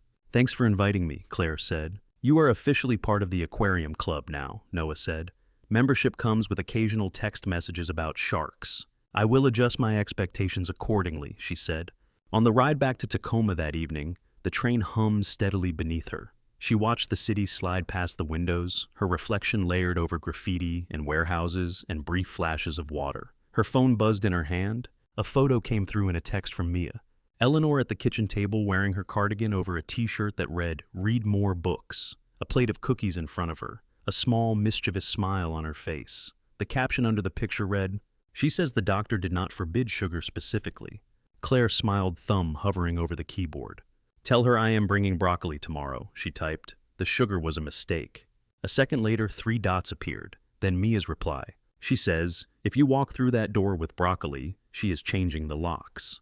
Claire laughed softly, the sound blending with the train's steady rhythm. Outside the window, the last of the light slid down the sky, catching in the glass of distant houses, small rectangles of warmth in the blue. 6 months later, Seattle had traded its winter gray for a different shade of gray. The rain still came often, but the days stretched longer. The light stayed in the sky a little past dinner. Cherry trees along some streets had exploded into brief, stubborn blossoms that brightened whole blocks for a week at a time. On a Thursday evening, Claire stepped off the light rail downtown and walked up the hill toward Northbridge Tower. She had not been this close to it in weeks. There had been no reason. Her days were spent in other parts of the city now, in co-working spaces in Fremont, at a small library branch where she met founders who could not afford downtown rent, in Tacoma, where Eleanor timed her walks around the block like training laps. Still, as she turned the last corner, the tower filled her field of vision with the same blunt force it always had. 40 stories of glass and steel, the Northbridge sign bright over the revolving doors. She stopped on the far side of the street. Traffic flowed in front of her in waves. Headlights and brake lights painted short, moving lines on the wet asphalt. The air carried the smell of diesel and coffee and recent rain. The tower looked the same as the day they had locked her badge. Inside, she knew the lobby lights were on. The scanners blinked. People moved through their own evenings, carrying laptops and backpacks and tired shoulders. Her reflection flickered faintly in the lower windows. Dark sweater, jacket zipped halfway, hair pulled back. A shape that looked smaller than the one in the framed article still floating around online. She checked her phone. "Mia, we just got here. Grandma is already judging the bread. Hurry." Claire smiled at the screen. "On my way," she typed back. She slid the phone into her pocket and stayed on the sidewalk a moment longer. Her gaze shifted from the sign to the small dark shape at the edge of the plaza. The security desk was too far inside to see. The steps were visible, though a familiar slice of concrete. She remembered the feel of those steps under her in the rain, the heat of Luis's coffee cup in her hands, the way her breath had broken open without her permission. It felt like a long time ago and also close enough to touch. "Claire?" She turned. Luis walked toward her from the building entrance, jacket-zipped cap in one hand. He was out of uniform now, dark jeans, a shirt with the logo of a minor league team. His other hand was in his pocket. He moved with the loose gait of someone whose shift had just ended. "You beat me," she said. "I clocked out 5 minutes early," he replied. Perka being the guy with the keys to the supply closet. He fell into step beside her on the sidewalk. Up close, she could see the lines at the corners of his eyes had eased a little over the past months. Or maybe she was just noticing them differently. "How was your day?" he asked. "Less dramatic than the last time I saw this building," she said. "No lawyers, no board members, just a consulting call, and 3 reminders to Grandma that the doctor meant it when he said no stairs without supervision." "She listens to you more than she listens to Mia," he said. "She thinks Mia is still small enough to carry down the hall," Claire said. "She knows I would make her sign a liability waiver." Luis laughed quietly. They stood together for a moment looking at the tower. "Do you miss it?" he asked. It was not the first time someone had asked. The question landed differently here, spoken with the building itself in view. Claire considered. "I miss having a team in the same place," she said. "I miss whiteboards the size of a wall. I miss the feeling after a good product launch when everyone is exhausted and happy in the same direction." She let her eyes travel up the grid of windows, floors stacked like pages. "I do not miss the way my chest felt when I woke up at 3 in the morning and checked my email before breathing," she said. "I do not miss realizing I had not called my sister in a month and telling myself I would do it after the next meeting, or the next one." Luis nodded. "That sounds like a fair trade," he said. She shifted her gaze from the tower to him. "What about you?" she asked. "Ever wish you had stayed in finance?" "Sometimes I miss the challenge," he said. "The puzzle of it, making numbers behave. Then I remember the look on Noah's face when he handed me that drawing without me in it, and the nostalgia dries up." "How is he?" she asked. "Busy," Luis said. Pride sat under the word. "He got into that summer program at the research station. We are figuring out how to cover the rest after scholarships. He keeps sending me links about tide pools like I plan to take an exam too." "I will quiz you both," Claire said. He bumped his shoulder lightly against hers. "I will make flashcards," he said. A car horn sounded in the distance. The light at the corner changed. A line of pedestrians started across the street. "We should go," Claire said. "If we are late, Grandma will assume the worst and turn it into a story she tells for the next 10 years. "That would be efficient of her," Luis said. "Turn one late dinner into a decade of material." They crossed with the crowd. The restaurant sat half a block away from the tower, a small Italian place with red checkered tablecloths and candles melted into the necks of wine bottles. Through the front window, Claire could see people hunched over bowls of pasta light pooling on their faces. Inside, the air was warm and full of sounds. Plates clinking, forks scraping, a low hum of conversation. Someone laughed at the bar, the sound bouncing off the tiled floor. The host nodded when he saw Claire. He gestured toward a table near the back. "They are already here," he said. Eleanor sat at one side of the table, cardigan buttoned unevenly, oxygen tubing tucked behind her ears. A glass of water with lemon sat in front of her, half empty. Mia was beside her, hair loose over her shoulders. An open menu lay in front of both of them. "Finally," Eleanor said as Claire and Luis approached, "I was about to order without you and tell the waiter you were figments of my imagination." "We are very solid figments," Mia said. She stood to hug Claire, then reached to squeeze Luis's arm. "Hey, you made it. Would not miss this," he said. Claire leaned down to kiss Eleanor's cheek. The skin there was soft and cool. The familiar smell of Eleanor's soap and laundry detergent wrapped around her for a second. "How was the bus ride?" Claire asked. "Bumpy," Eleanor said, "but the driver had nice eyes. I decided not to die before dinner." "If you decide that, tell your cardiologist," Mia said. "Save him some trouble." They sat. Claire took the chair across from Mia. Luis sat at the corner, a diagonal line that connected him to all three. A server appeared with a basket of bread and small plates for oil. Eleanor eyed the basket with interest. "Doctor said no fried food," she said. "He did not say anything about carbs that sing to me." "We will tell him you misheard," Mia said. Menus opened, then closed. Orders were placed. Pasta with clams, eggplant baked in tomato sauce, salad that Eleanor promised to at least look at. While they waited, conversation slid easily from one topic to another. Mia talked about finals and the looming departure date for New Zealand. She had chosen the fish counting program after all. Her eyes lit up when she described the field station, the idea of waking up near an ocean that belonged to a different hemisphere. "I will send pictures," she said, "of everything. Fish, beach, weird hostel bathrooms." "I will send money," Claire said, "for sunscreen and laundry." Eleanor listened, her hand resting on her water glass. "You remember to come back," she said. "You can go around the world, but bring your stories home. They do not mean as much if no one is here to hear them." Mia squeezed her hand. "I will," she said. Louise added an update about Noah's latest science project, a scale model of a kelp forest that had taken over half their kitchen table. "He made me hold a flashlight at different angles to simulate seasonal light changes," Louise said. "I have never been more aware of how much photosynthesis is happening without my permission." Eleanor laughed, the sound raspier than it used to be, but still warm. "You are raising a menace," she said. "Feels accurate," he said. The food arrived, plates arranged in front of them in a small parade. Steam curled up into the air, carrying the smell of garlic and tomato and fresh herbs. They ate. Claire twirled pasta around her fork, the sauce touching her tongue with a familiarity that settled somewhere low in her chest. She listened as Eleanor told a story about a student from her library days who had tried to hide overdue books behind a potted plant. Mia added her own commentary, having heard the story before, but still finding new angles to mock. At one point, Louise leaned toward Claire. "They look happy," he said quietly, nodding toward the two women on the other side of the table. "They are," Claire said.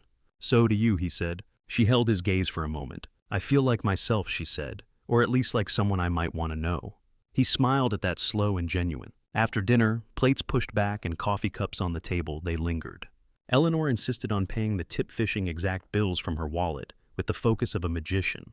Mia tried to argue, and gave up when Eleanor narrowed her eyes in a way that suggested decades of winning similar battles. When they finally stepped out onto the sidewalk, the sky had shifted to a deep blue. Streetlights cast soft pools of yellow on the pavement. The air was cool but not sharp. From this angle, Claire could see a slice of Northbridge Tower down the block. Its windows glowed in patches. People still moved inside small shapes behind glass. She did not look at it long. Instead, she watched Mia in the light of the restaurant window as her sister helped Eleanor with her jacket. She watched Louise step aside to give them space, his hands in his pockets, his breath visible in small clouds. Someone opened the restaurant door behind them.